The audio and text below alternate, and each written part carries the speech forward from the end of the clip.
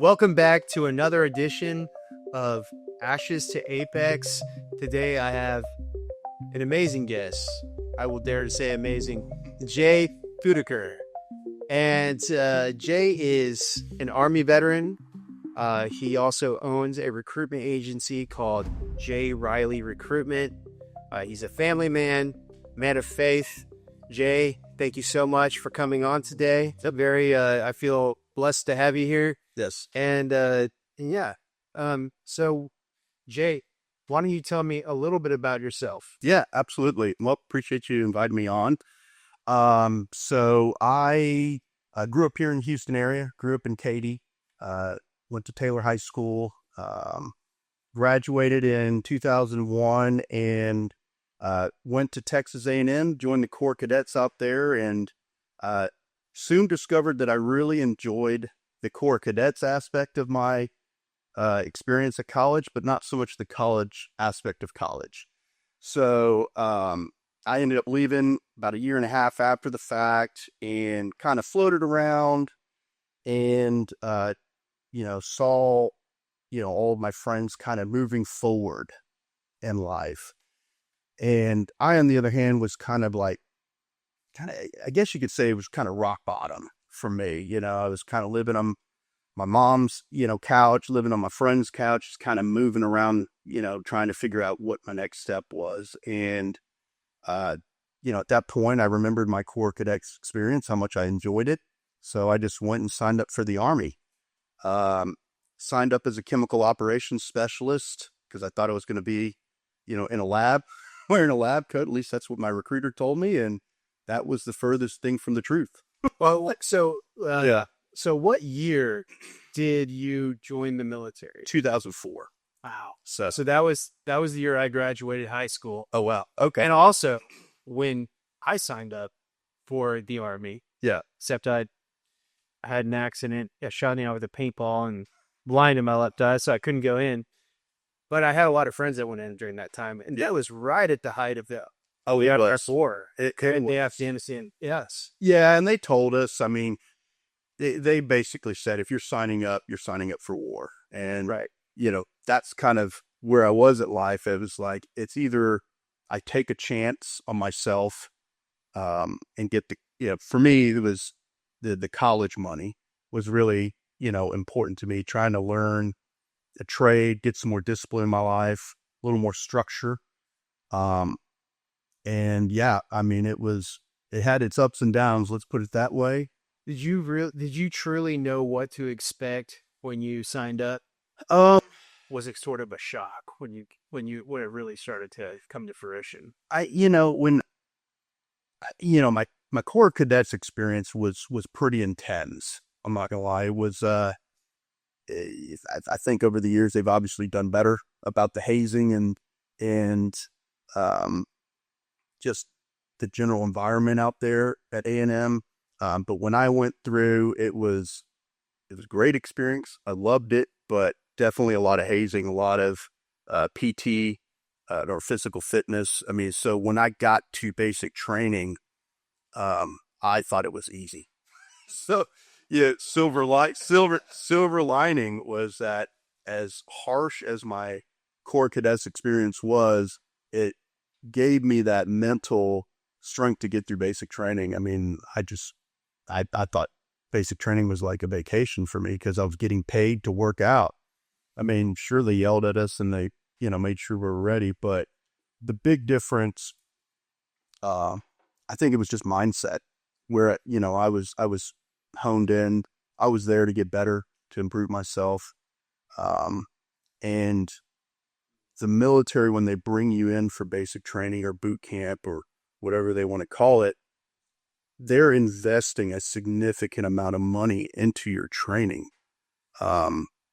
Whether it's the equipment, the instructors, arranging the range time, the ammunition, all of that costs money. I can't remember what the figure was, but I think it's somewhere in the neighborhood of like $200,000 per soldier to train them. I could be completely off, but it is a pretty significant number. So they're not going to break their toys. Full college tuition. It really is. Yeah, absolutely. So, Oh. So you get through basic training. get through basic training. You're signed up to do chemical ops, but you mentioned that you didn't use that at all. No, not really.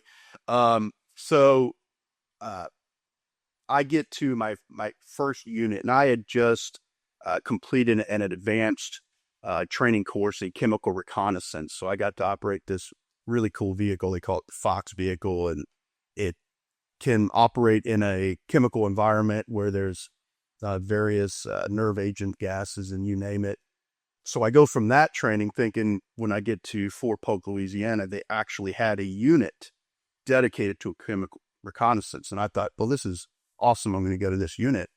And they looked at my PT score and they looked at me, and I'm not exactly a small guy, but I could run and I could, move around. And they said, oh, we're going to put you with an artillery unit. You're going to run chemical ops for the artillery unit.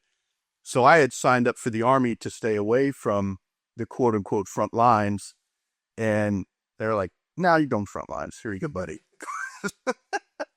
But I loved it. I still talk to a lot of people that I served with, from that artillery unit. But yeah, I was with that group for 5 years, and that was including our deployment to Iraq. In 2007, 2009, we deployed to Baghdad. My group was stationed at what they call Rustamiyah, FOB Rustamiyah, or Forward Operating Base Rustamiyah. People that served before me in Iraq, the base used to be called Camp Marlboro for those. So we jokingly called it Mortaritaville because we got hit with mortars every night. Oh, yeah. You kind of got used to it, though. Yeah, what was that like at first? Just the sound, the shock of mortars hitting. I tell you, there's definitely a pucker factor when you're training. So before you go to Iraq, they send you to Kuwait for about a week or two, and you're supposed to, I guess you could say it's acclimation training, so all of your materials and everything, everybody's got planning, you're having just various training. And of course our training was, driving down the road and identifying potential improvised explosive devices or IEDs. And so Kuwait's super clean. Like this base was super clean, like brand new roads, everything. So, we're driving our Humvees down this road, and they had this nice little box that looks like a little Christmas package on the road with like little couple wires out. And we're like, there's the IED. And it's like, okay, great. We get into Iraq, into Baghdad, and anybody that's ever been knows that there is no waste management out there. There's trash lined up along the roads. It's everywhere. They've got, it's crazy. There's cows walking down just unattended, eating the trash on the road, packs of wild dogs everywhere. So we pull into sector, and it's just like, okay, here we go. Trash everywhere. I can't identify it. And it's just like, there's two ways that you can handle it. Either you can live on edge every single day and just basically panic your way through, or you can just, I'll use the cliche phrase, let go and let God. Right. And just kind of say, hey, if it's meant to happen, it's meant to happen. And that's what I did. How did that experience shape your faith? Did you feel like you became closer to God in that experience, or? Yeah, absolutely. And a little backstory on that too is that, I was very recently married at the time. I mean, I'd been with my wife probably about a year at that point, and we had a plan. You know how plans work, right? So we had a plan that we were going to take my wife off of birth control, and because our doctor, told us that, hey, it's going to take a few months for the birth control to wear off, so let's take your wife off the birth control, and then when you come back for mid-tour leave, because they give you like 2 weeks sometime during the middle of your deployment to go home. So during mid-tour leave, we would, get pregnant, and then by the time I came back, I'd be there for the rest of the pregnancy. It's a beautiful plan. Loved it, right?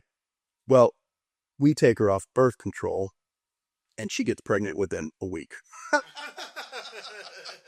So my wife is newly pregnant, and I am shipping out to Iraq with my firstborn, on the way. So, I go through that deployment, and when I went on the deployment, I was at the time, I'm a paperwork guy. I'm never going to claim that I was Rambo running, charging the lines. Like I will say I signed up for the Army to be in the back, hanging out with all the paperwork. And so I get to Iraq, and they're like, well, we don't need you in the headquarters operations. We got enough people there. I'm like, okay. So they're like, well, let's put you with some infantry guys. You can, make sure that the trucks are fitted, and we got all the ammunition and all of that. And so we went out the gate every single day, every day. At first it was just general patrolling, and we did kind of like a 3 rotation type of deal. It was patrols. It was guard duty at our kind of our tactical operations. They call it TOCs, but just like a little mini base outside of the main base. And then the other one was kind of what we call a quick reaction force. So if something hits off, we're ready. And so we'd do that rotation for about 3 weeks, 1 week per little deal. And then we go refit back at the main base. And so that was my life for a few months when I first got there. And so, of course, every day you're out there in sector, you don't know who likes you and who doesn't like you. Everybody's smiling at you. And I'll tell you, there's some wonderful people in Iraq. I met some just fantastic people. But there are a lot of people that don't like us there. And, so it was always a challenge.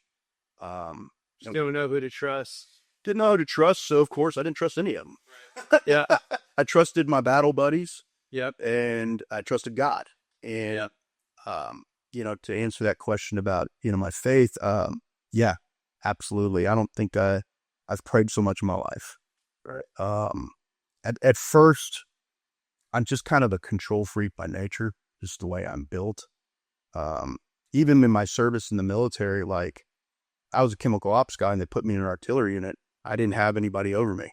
I just, they kind of put me with the supply chain guys, but I was still kind of that lone wolf even within my own unit.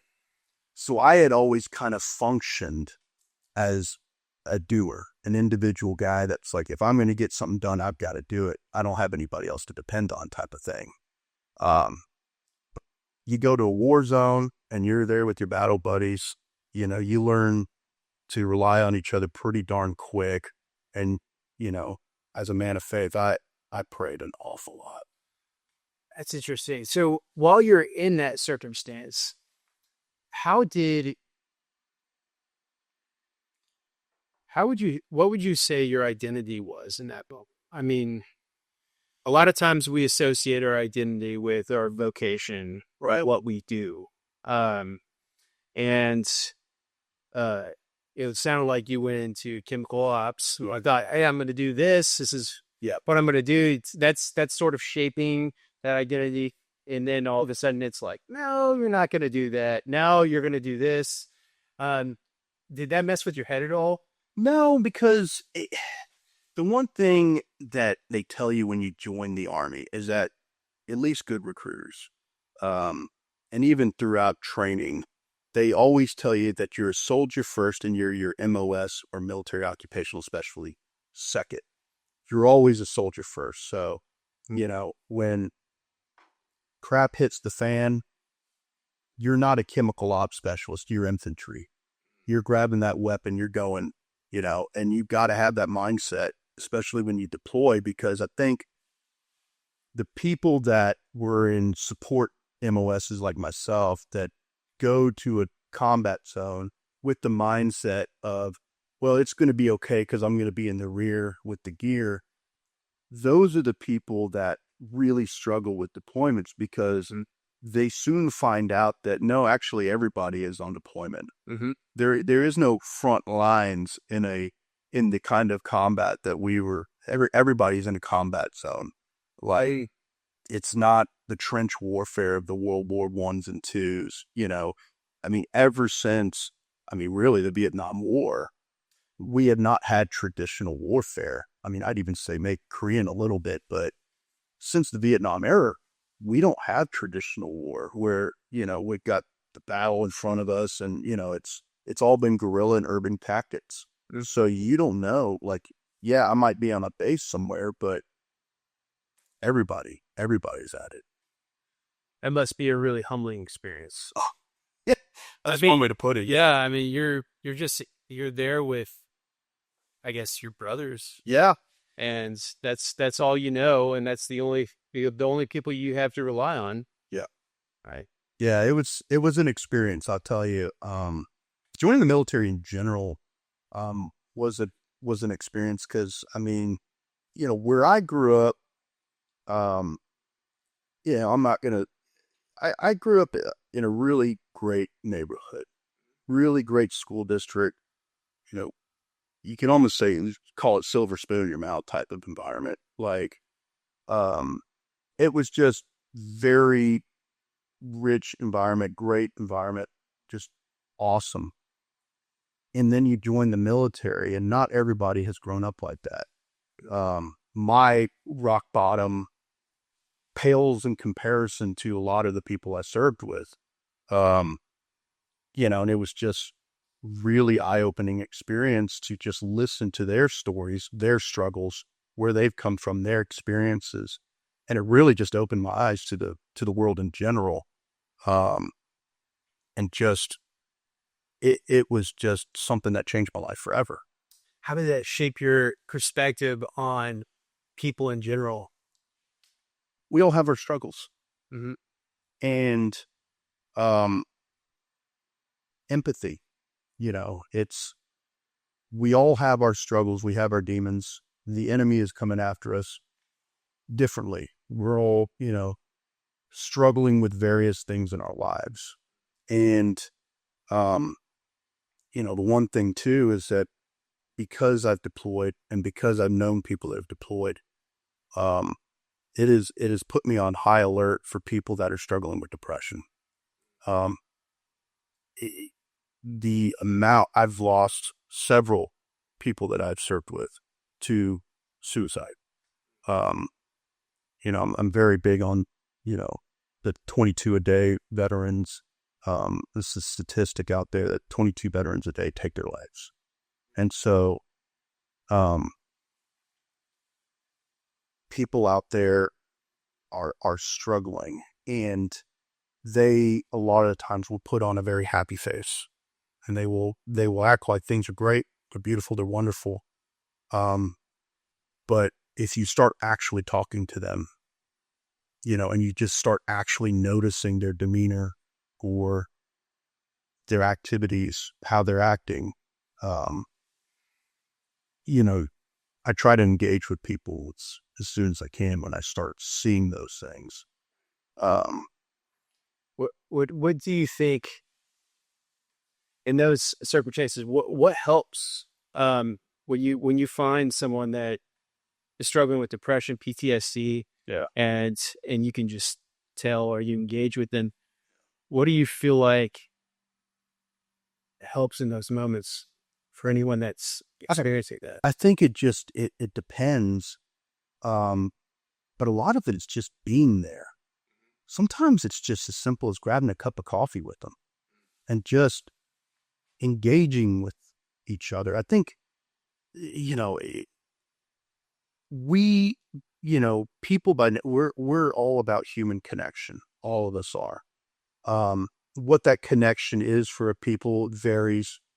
But people want to have fellowship. They want to have a sense of community. You know, sometimes it's, you know, guys just like to go to the range and just, you know, fire the weapon and target. Or, hey, maybe it's just, you know, hey, let's go for a run. Let's go to the gym and, you know, work out till our muscles fall off. Right? Yeah. Others, it's just, you know, hey, let's go, you know, have a whiskey and a cigar. But it's always about that human connection. And it's not about trying to solve there's always that joke about men always trying to solve problems. Right. Yeah. This isn't something that You can't just fix it. it's not a fix-it issue. Right. It's a, how do we work through it? How do we find an outlet for you? We often find ourselves isolating during those moments, and sometimes it's just about being there to bring them out of isolation. Men have a tendency to isolate. Yep. When it comes to especially married men, Right. we tend to, focus on work and, focus on, taking care and providing for the family and being there for the kids and all those things. And, your social circle ends up becoming your wife's social circle. I mean, my wife works but I find that a lot of our friends are her friends that she introduced to me. And I talk to a lot of men where it's almost the same story, Right. where it's like, hey, we're just so zoned in. And like, that's where, like how you and I met, these men's groups, those types of groups for veterans or people that are depressed, it makes a difference. It really does. It's having that inner circle of friends that you can trust and pick up the phone and call and say, look, I'm really struggling right now. Mm-hmm. That's what I find has helped a lot of these people that are struggling. It's just having people that they can just pick up the phone and call and just talk about anything. Yeah. I've been seeing this sort of a trend going around. One guys will post something on social media like something about wives have their friends or their husband to confide in. Children have their parents, and but who do men have, right? Right. And almost alluding to the fact that men don't have anybody to talk to. Yeah.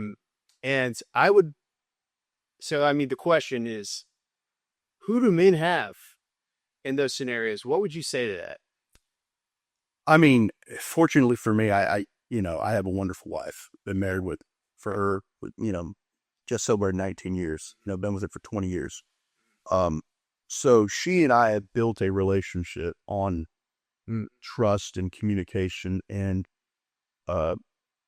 she is my best friend, in that regard. But men do need more than that. They do need to be around other men as well, just like women need to be around other women. There are things that you need to, like for us, or for me, being around a group of men of faith is very important to me, because we can talk about some of the struggles of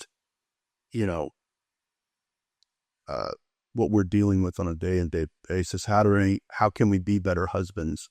How can we be better fathers? Right. How do we deal with, call it societal pressures of what men are and aren't supposed to be, right? And that struggle. But, I'm also part of an entrepreneurial group as well that's built on faith. Is what are the struggles that, fellow entrepreneurs like us deal with, and those struggles, because, when you're running a business, who do you talk to then? And that's sort of my point, because I'm a man, I'm an entrepreneur, and I'm also a provider for my family. Right. Right. And a lot of times when I'm feeling a lot of anxiety or fear, I'm trying to protect my wife from feeling that as well. I'm trying to shield her almost from that.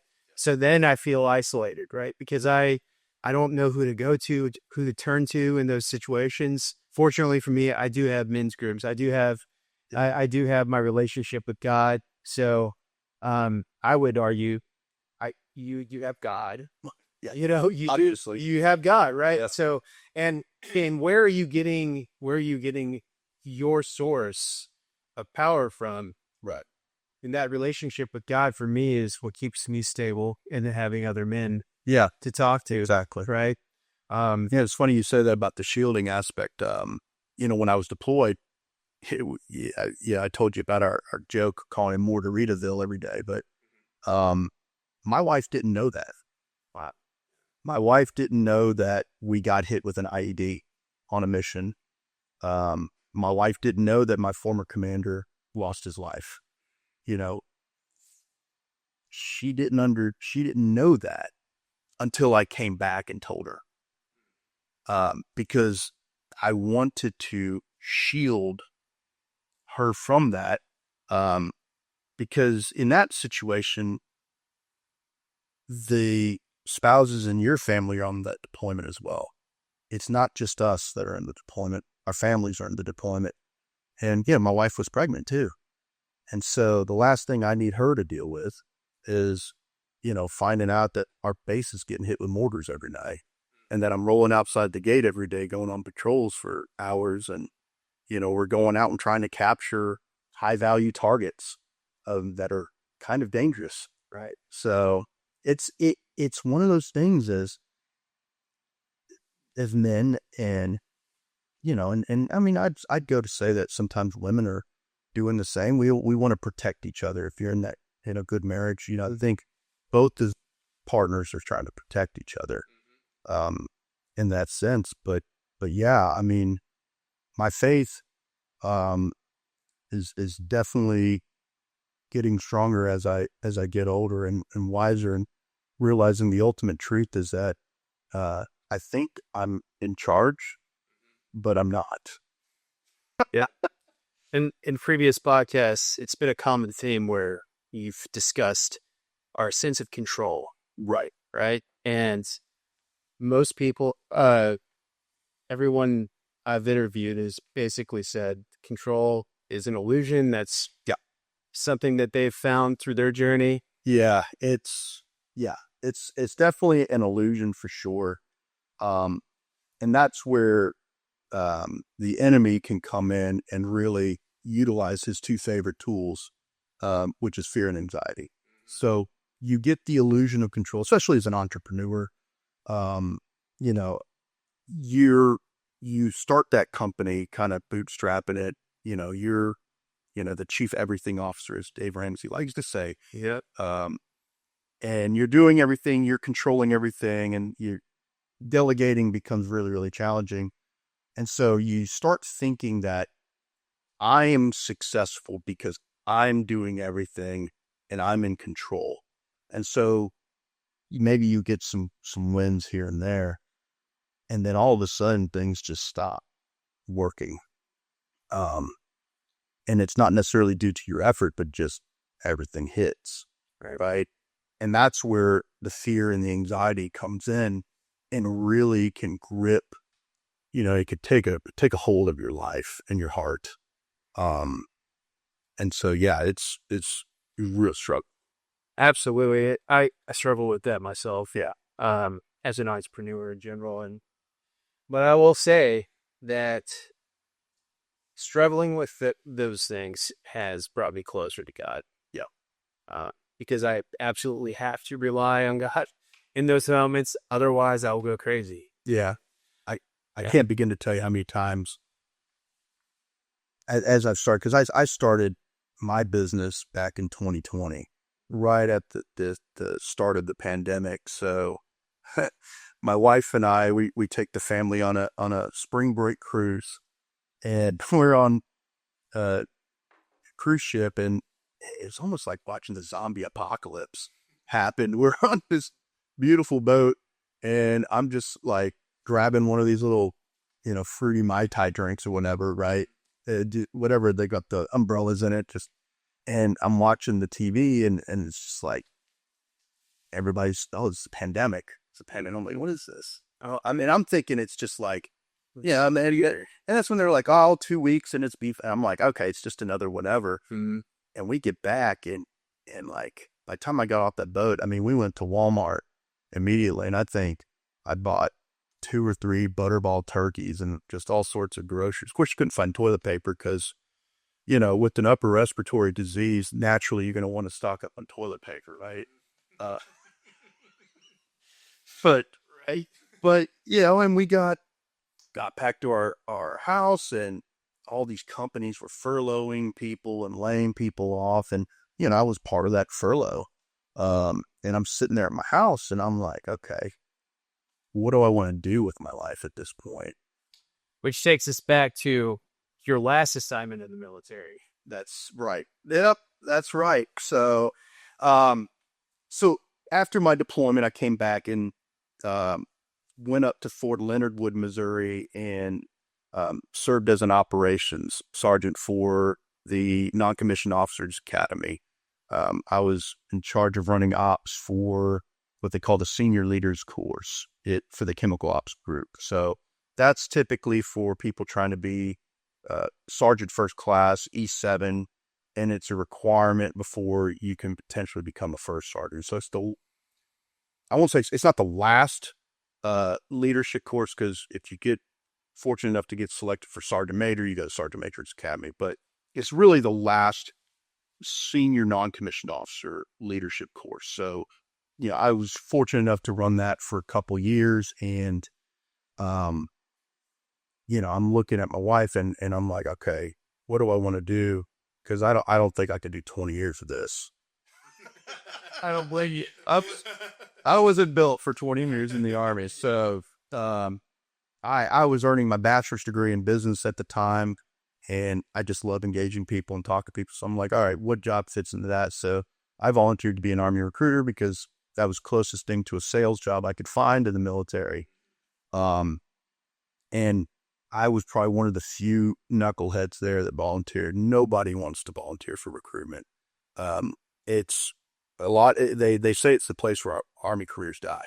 Yeah. Because it's a really difficult thing to pull somebody out of, especially combat arms units that really like to just go out and blow stuff up, and say, actually, you don't get to go out to the field or fire any weapons anymore. You got to sit here for 3 years and talk to high school people, right? And get them to join the military. And so you're pulling somebody out in the middle of their career, because typically you're looking at mid-career staff sergeants in the military to join recruitment, and they're at the peak of their career. Like, these are the formative years to get them into, platoon sergeant and section leader and just the leadership roles, and them trying to get that. And then you're putting them in an environment where you're not really in charge of anyone, and you have to go out and sell. And that's not a skill set that everybody has, right? So I enjoyed it, loved it, and I excelled at it. And they wanted me to convert to be a full-time recruiter. So prior to that, though, Yeah. The skills that you learned through all your training, you mentioned a lot of leadership training. What did you, I guess that must have shaped your eye for specific qualities in your recruits. Yeah.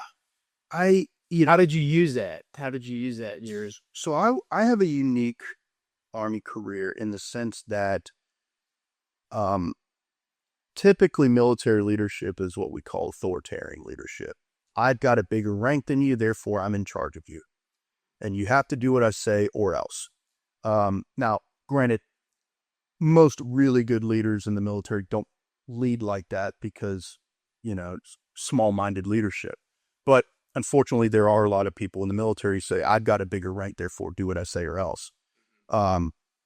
But a lot of the positions that I held, I wasn't the top-ranked person, and I had to talk to civilians a lot to get things done. So I didn't have any authority to wield, but I still had to get the mission done.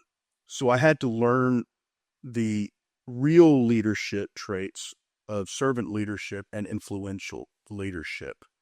And I believe Jocko Willink.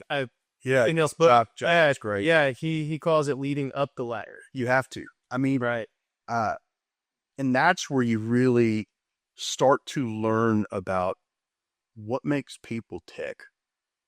And it goes back to, and we've probably just talked about this back in the day, but it goes back to what do you believe people are? Do you believe people are inherently good or inherently evil? Mm. And so I, being the sinner myself, believe that we are naturally evil or inherently sinful, right? And so where that comes into play for influencing and leading is understanding that people are selfish by nature. They are people that want to preserve their well-being or preserve the well-being of their families, right? Does that make them bad? Of course not. But we're all, driven towards what is going to do ourselves and our families, for the greater good. Now, as Christians, we strive to, walk with Christ and try to serve others more. But when you're talking to people, and trying to lead and trying to influence and learn, it's really trying to understand, how can I serve them? How can I make whatever they want happen? And that was the thing.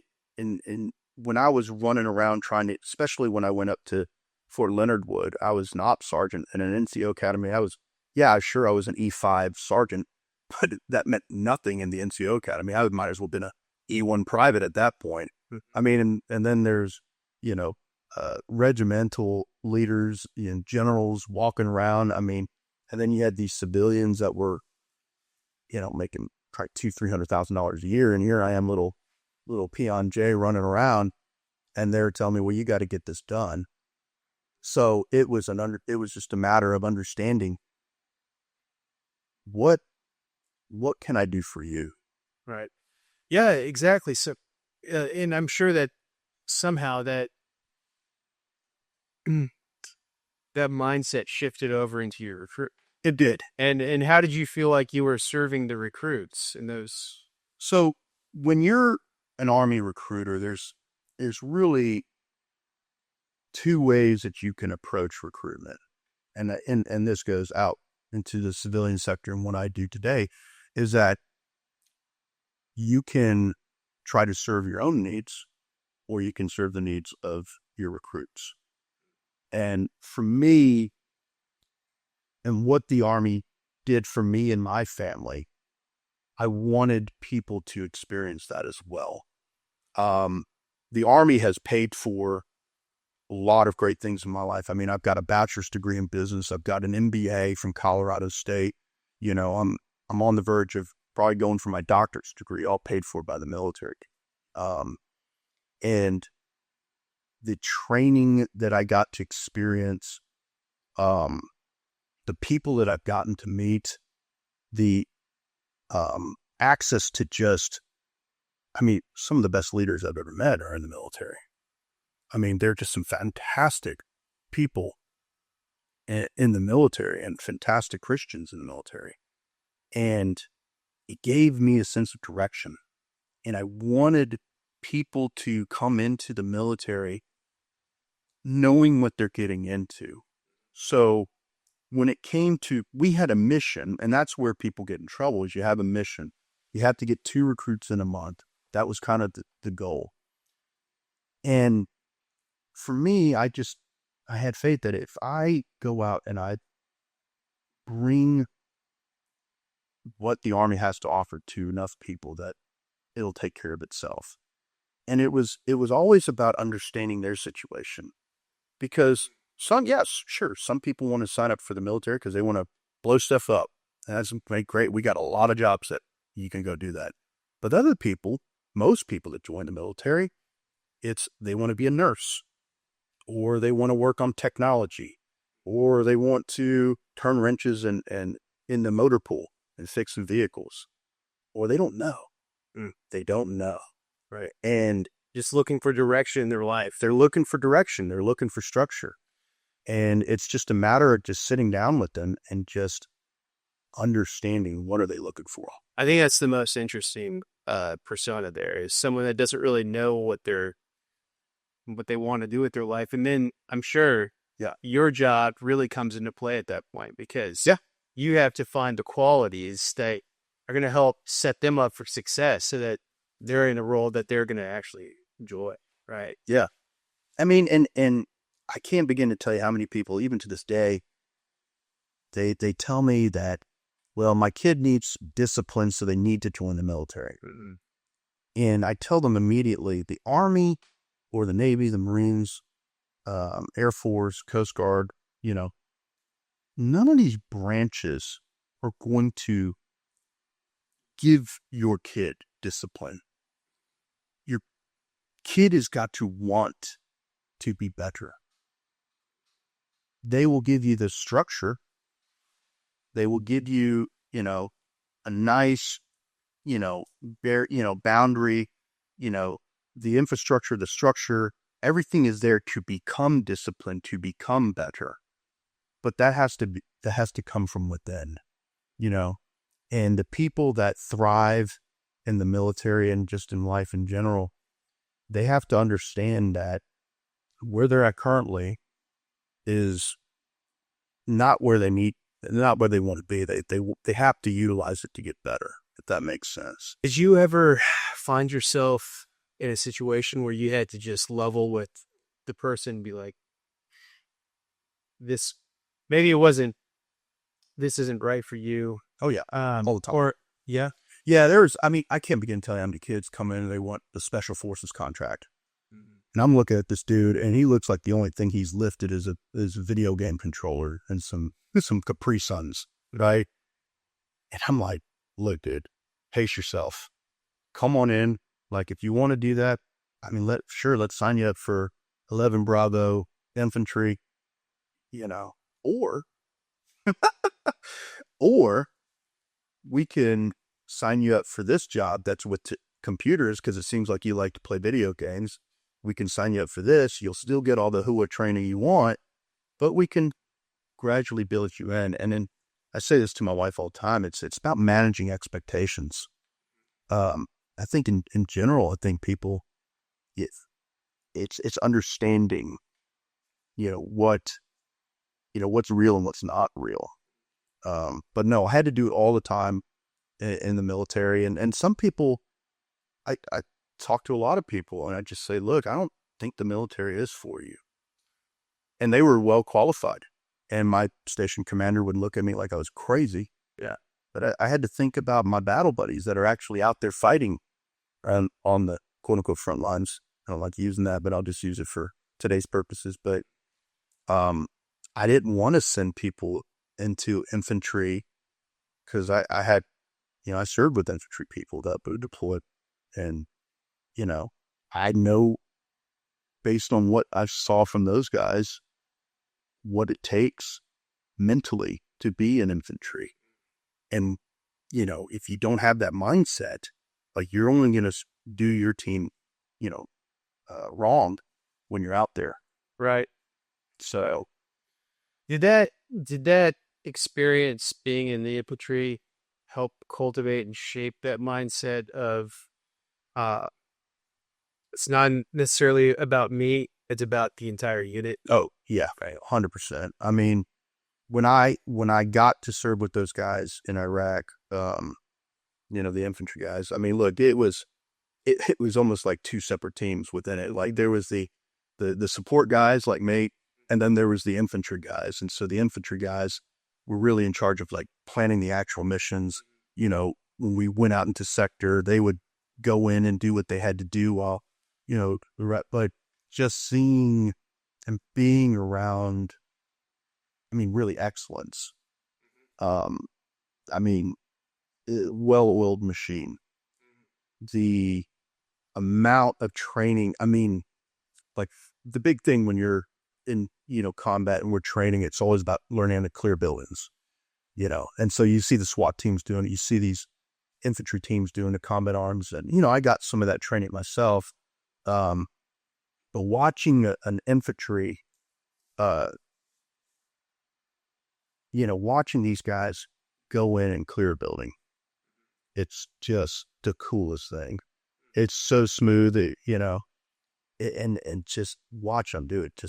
It's like watching professional athletes. So I'm around that for 13 months. And, it does shape you. It does make you understand how important teamwork is. Yep. Um, And so through all those experiences, everything that you learned, all the principles that you learned through that, um, you started your business in 2020. 2020. Yeah. How has that carried over into what you're doing today? So for me and how I run my business, it's about transparency. It's hard truths, managing expectations, not overpromising. Yeah, it's just being honest, and just respectful.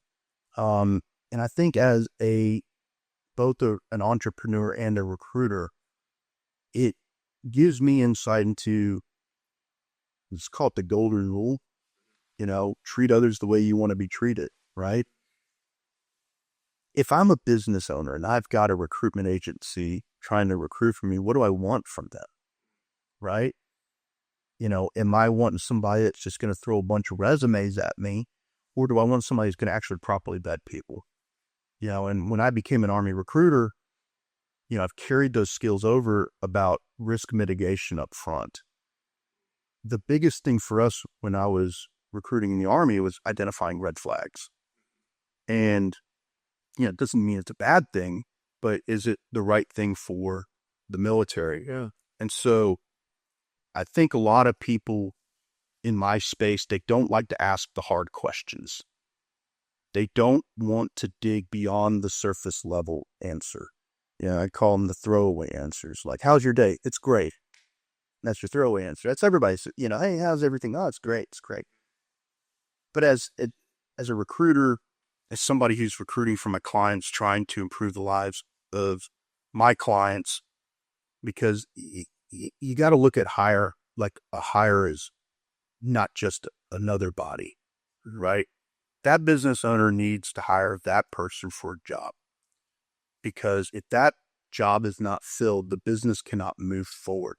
So in my space, I do a lot of architecture, engineer, construction, really everything in the built environment. So a lot of it's very project focused. So if I don't find a project manager to run these projects, okay, so that project, hits delays, but it also affects the ability for that company to win work in the future. Because if there's too many project delays, word spreads, that contractor is not reliable. They're going to overcharge. Maybe they don't bid right. I mean, there's a number of different factors.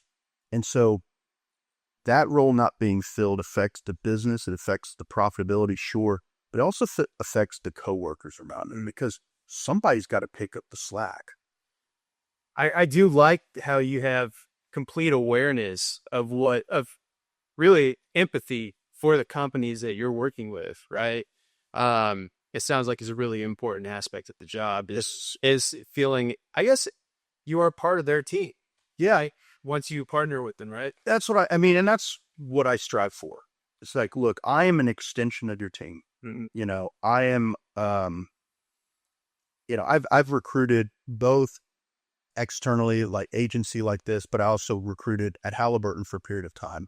So I understand the internal recruitment aspects as well, what goes into human resource management and planning, and what it entails. And I'm not one of those people who want to blow up their process either.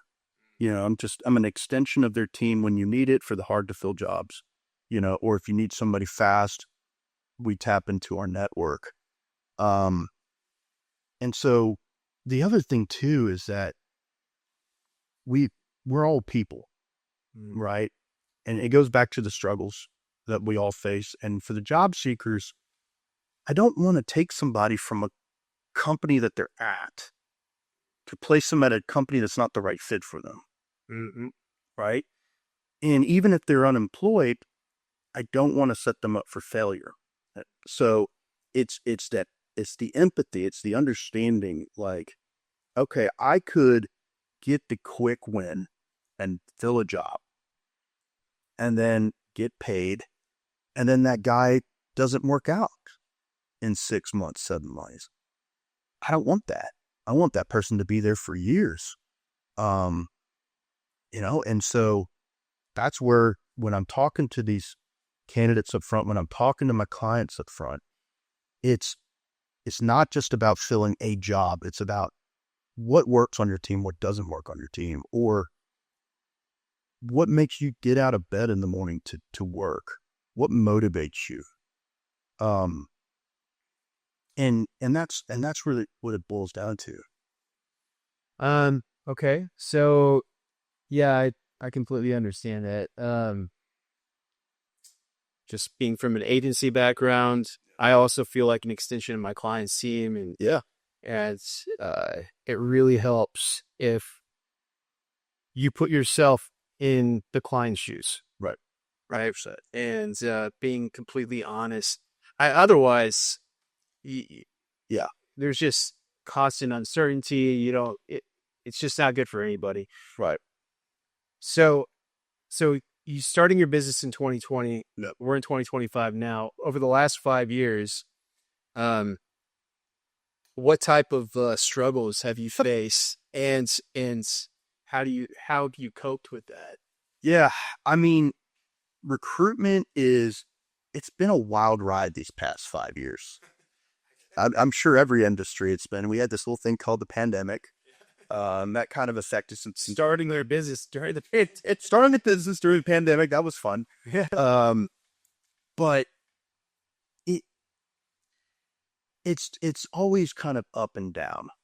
It's, we're in the service industry, so, and you're always reaching out to people. You're always trying to problem solve. You're always trying to do this, and companies have budgets, and sometimes you think you got a placement come in, or sometimes you got a job, and then they pull the rug from you, and you're like, all right, and it's understanding. I mean, I've been doing this for years now, and I guess you could just say military ingrained Murphy's Law into me. If something bad can happen, it will. Yeah. So It will too. it's having that resilience, Right. to just push through it, right? And for me, having my relationship with God, having my fellowship with fellow men and in Christ, and fellow entrepreneurs, and not isolating yourself, because there's no such thing as an easy business. Every day is a struggle, and yeah, we have our wins, we have our highs and our lows, but it's a journey, and I'm learning something new, and with the AI coming in, especially for what a lot of service providers, like me in recruitment, and you in your marketing and digital space, like it's a lot of uncertainty right now. We don't know what the impacts are on it. Now, I've been told ever since I got into recruitment that we're going to be replaced by computers any day now. Still waiting. It's been about 11 years now, still waiting. Yeah. So I don't worry about those things. I have the psyche suspicion that people actually like to work with people. That's what I hear. Yeah. And I tell people that, and so yeah, I mean, it's so easy in entrepreneurship to let the fear and the outside factors come in. So like when you're running a business and you watch the news, I'll tell you, the worst thing you can do as an entrepreneur is to watch the news. I'll just say it's a double-edged sword. You have to at the same time. It's yeah. Yeah, you want to stay in tune, but like you watch the news and it's just the economy's terrible, interest rates are high, the sky is falling. Why are you even alive anymore? Like, what are you doing? Like, and you can watch that, and then you can go on to LinkedIn as a recruiter, and you can just see that, oh, everybody's getting laid off. There's no more jobs anymore, and this and that. And like, it's so easy to feed into the noise. To just let that permeate through your soul. Mm-hmm. And that's the fear and the anxiety starts gripping on you. Yeah. And you just have to push through it and ignore the noise. There was a period of time where I just had to completely get off social media because it was all doom and gloom, and none of what was being talked about has completely come to fruition. Yeah. There's always a little bit of truth in some of the stuff, but I mean, never as bad as they say it's going to be. I can't remember who said it, but you have to give fear power. Mm-hmm. Only you give fear its actual power, because fear is it's almost an imaginary construct. Like, I have a fear of heights. Why? I'm giving power to that fear of me not wanting to be, up to high places. And it's not really fear of heights, it's the fear of falling and landing. Right. But you have to give that fear power, and I think obviously anxiety is just kind of a subcenter. Right. You have to be the one to get power, right? If you don't give it, if you don't let that fear take control, if you don't give it that power, then it can never grip you. And obviously it's easier said than done. Yeah. I think we commonly because we're in this almost like this fixer mindset where as an entrepreneur, we problem solve. We're always fixing things. Yeah. And then when we come to a problem where we don't have control over it, right, our mind just goes straight to problem solving. How am I going to solve this problem? Even though I don't have control. Right. And we'll just kill ourselves over it. Yeah. Right? We'll just continue to kill ourselves over how do I fix this problem, even though I had zero control over it. I have to, my dad always told me growing up is, take a step back and look at yourself in the mirror. You have to literally pull yourself out of the tunnel vision and just be objective, be honest and truthful with yourself. Yeah, it's the definition of insanity, doing the same thing over and over again and expecting different results. Right. When something isn't working, you have to have just the awareness of taking a step back and just saying, okay, obviously nothing's working right now. All right. Back to the drawing board. And a lot of that has to do with prayer and reflection. It's one thing, it's one thing to say, I pray. Fine, I pray. But there's the reflection aspect of the prayer. It's the being in thought and just thinking. It's just thinking about your day, praying and then reflecting upon that prayer and taking, really thinking about what Christ would want you to do in this scenario. And I think that a lot of people don't do the reflection aspect. It's true. I mean, so speaking of the AI thing, when ChatGPT first got launched, my mind went in so many different places. I was like, okay, it's over. And I realized that my identity was so ingrained in this SEO person. I'm an SEO guy. I would tell people all the time, I'm an SEO guy. Right? That's my identity. Yeah. Completely. And then when I started to imagine what the world would be like, what my world would be like if SEO would no longer existed, my identity completely fell apart. Right. And I'll imagine that. Yeah. For almost 20 years, you've done the same thing. You've invested all of your identity into this role. Yeah.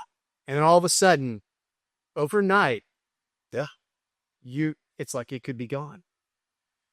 And it taught me a valuable lesson. Yeah. You can't put your identity in your occupation. No. Especially with how fast technology is changing. Yeah. With how fast the world is changing. You just can't. You put your identity all in that, you're going to be disappointed, and you're going to there's no question you're going to face crisis at some point. Yeah. And I see so many people. Yeah. I try to poke at people when I post on LinkedIn, really kind of pick at the scabs of what's going on. I think and the identity is a major issue right now. And it's been a major issue for as long as, I can think about how people, their job is their identity. And I posed a question the other day, is like, is your job, a means to an end, or is it something that is who you are inherent kind of deal? And a lot of people came back, I'd say probably about 50% plus people came back and they were just like, yeah, I mean, it's who I am. And it's like, okay, what happens when that job gets yanked from you? Mm-hmm. Because, companies are not living beings. They're, profit and loss. Like to run that company, people get laid off. Overhead, the biggest overhead cost in any business is people. And so when things are tight, people got to go. Or the role becomes obsolete. And so you get these people that are loyal to companies because the company says we're going to take care of you and we're going to put our arm around you. And even in the military, they would say, you get to your first unit, you're going to have people that are going to put their arm around you, take care of you, and then you find out, well, that doesn't happen. And so if you put all of your identity into your job or like you did with the SEO deal, eventually it's going to catch up. Mm-hmm. And so you have to find something outside of work. We are people, to be fulfilled in life, we do need to work. Right. But we do not get fulfillment because of work. Yeah. What I'd realized, and you were talking about having to reflect, and when that happened, when I experienced that identity existential crisis, all of the above, when I reached that, and it just happened to come right around my midlife. So midlife crisis, existential crisis, and identity crisis, bang, all at the same time. Yeah. It's always fun when it rains, it pours. Yeah, right. Yeah. So, but I didn't know what else to do. Yeah. So I just set a timer on my phone because I knew that I wouldn't sit there for the full length of the time if I did it. And I set it for 15 minutes every morning when I woke up, and I would just sit in silence. Just think. Yeah. And just try to clear my mind. And at first it was really hard. I was always fighting intrusive thoughts. Yeah. And then I learned over time to allow the intrusive thoughts to come in, allow it to marinate, and then accept it, because it was all about acceptance from that moment. And then that's when I started learning the power of how to give it to God. Yeah. Right. 100%. I mean, once you accept it and you identify it, now you can give it to God. You can't give it to God if you don't even know what's going on inside, right? Yeah. If you have to at least get to that point. It's a lot like recovery, which I've been through a lot of that, but just accepting. Yeah. I mean, it's, you have to know what you're dealing with. Right. And that's where the reflection, the honesty, really understanding who you are and where, and it's a struggle. It's always a struggle. I mean, for all I know, I'm in tunnel vision right now, and I've got to step back and you always have to evaluate yourself and evaluate your relationships with others. It's a constant evaluation, and constantly striving to get better.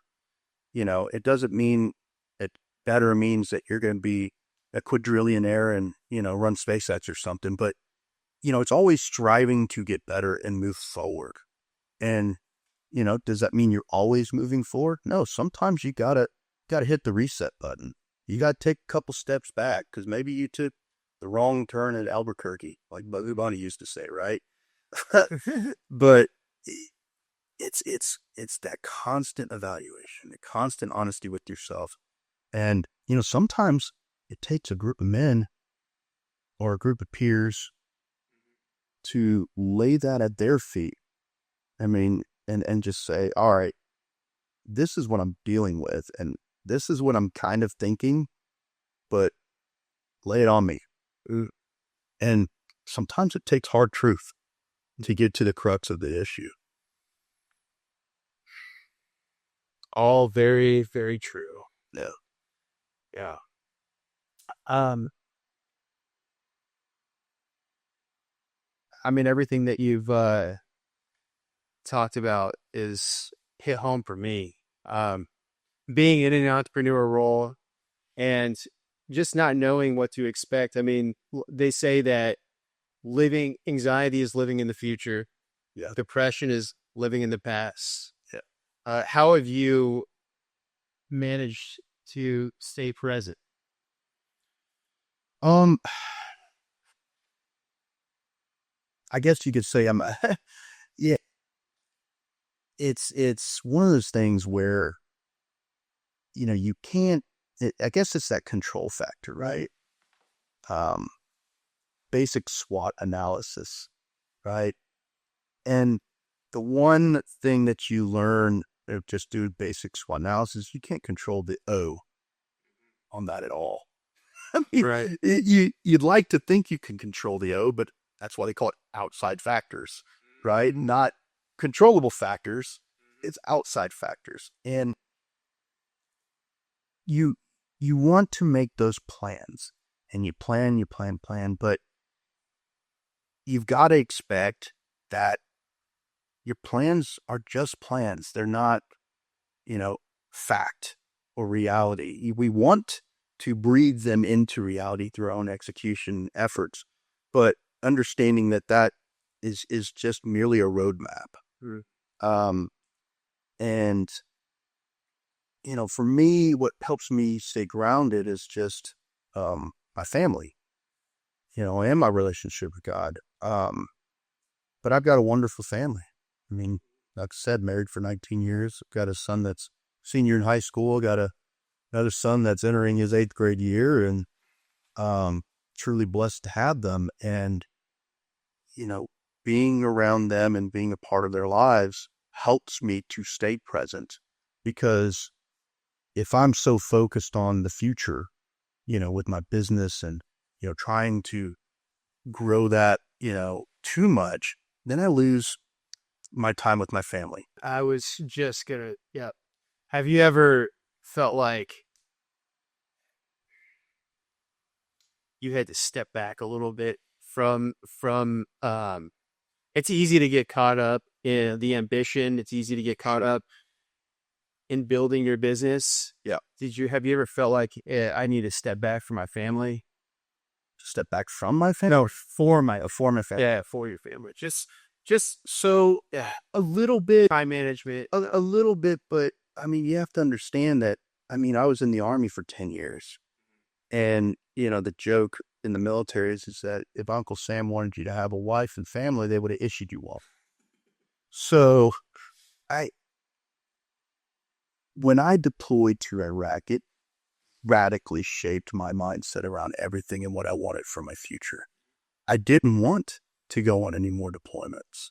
I didn't want to take on assignments where I'd have to be away from my family for long periods of time, because, when I was in the field artillery unit, it's called field artillery. So you're in the field all the time.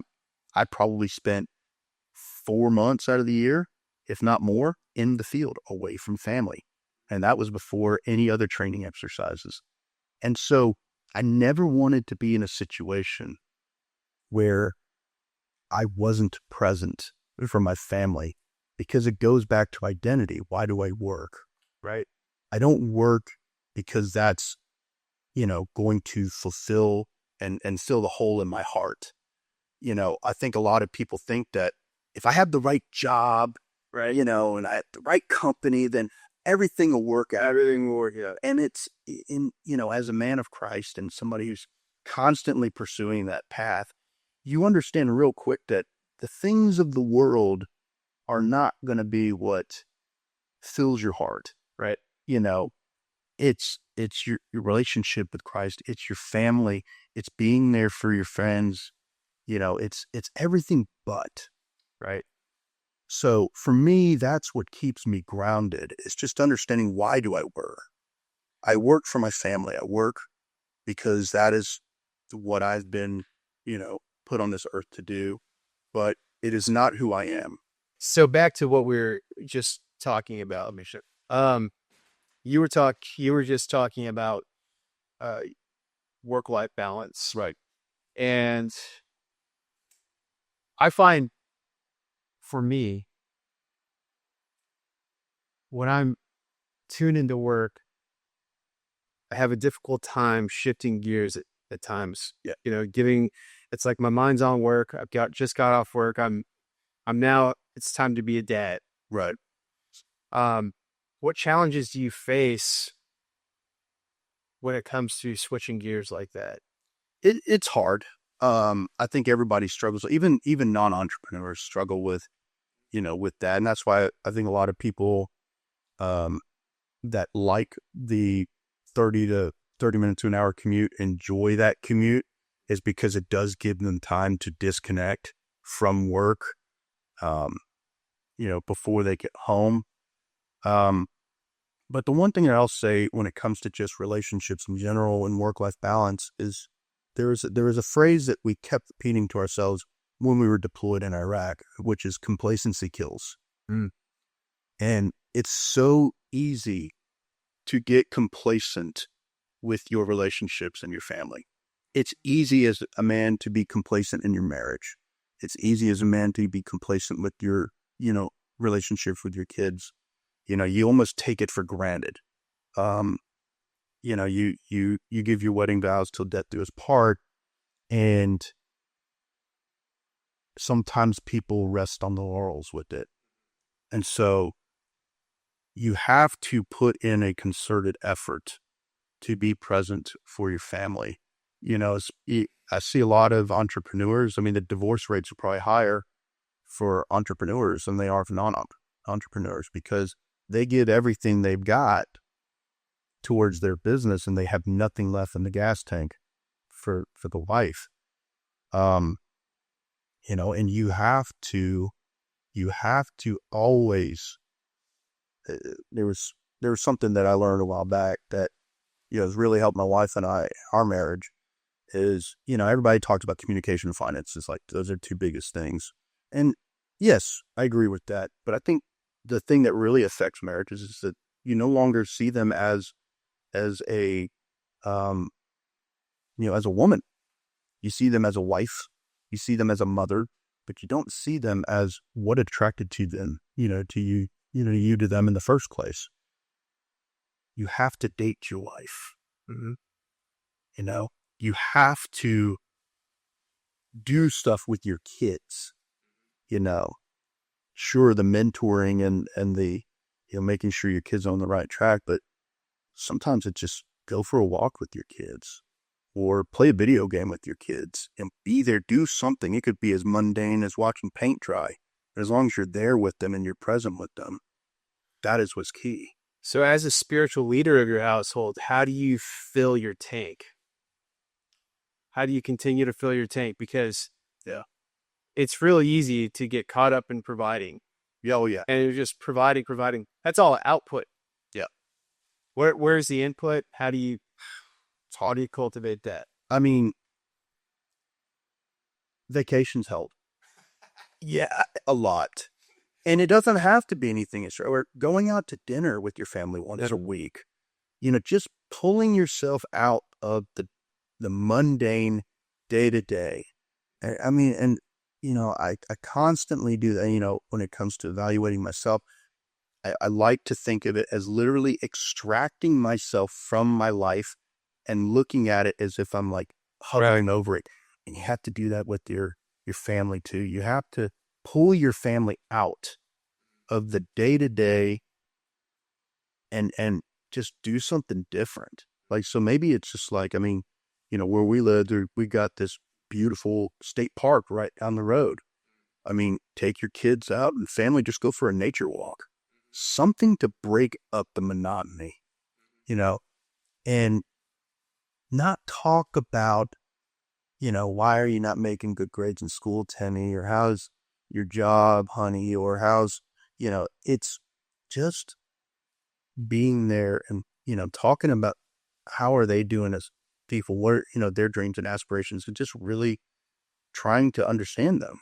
right. You have to pull yourself out of your life. And yeah, you could go on vacations and that's great, but it could just be little mini breaks too. Maybe it's taking your kid out on a drive. Yeah. And y'all just like, hey, let's go pick up a strawberry limeade at Sonic. Yeah.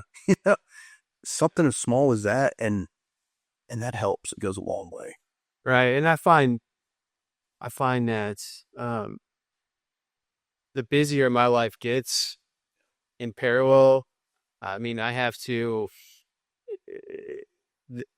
put a proportional amount of time, spend a proportional amount of time with God. Yeah. The busier my life gets. Yeah. Right. And everything that you just said is absolutely true. I completely feel and identify with that.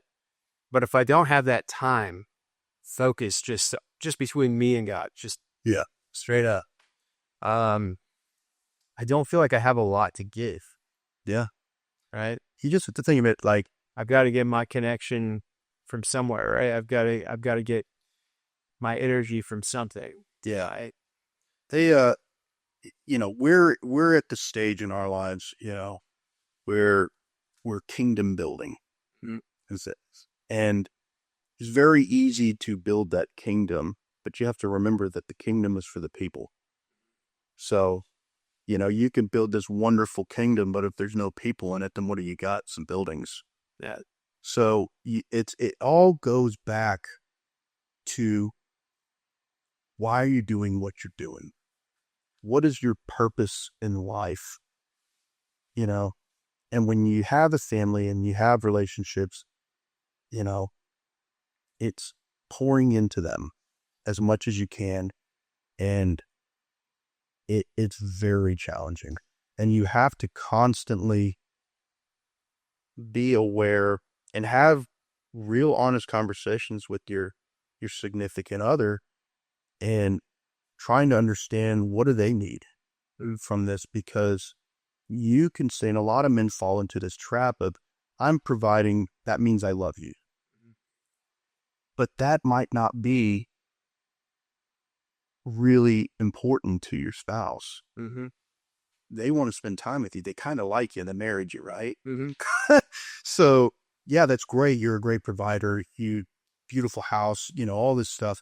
But like, if you're never home, if you're never there, if you're not pouring into them, It's only one need met, right? So security is just one need met. it's super important. But not everything. You have to constantly, understand the why of these things. Right.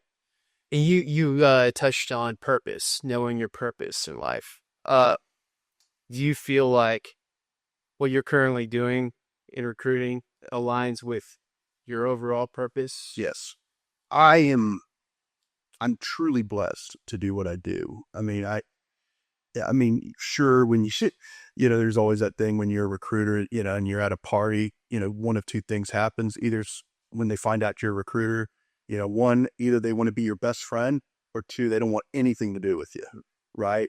But I'm truly blessed to do what I do, because I feel like that my job truly has an impact.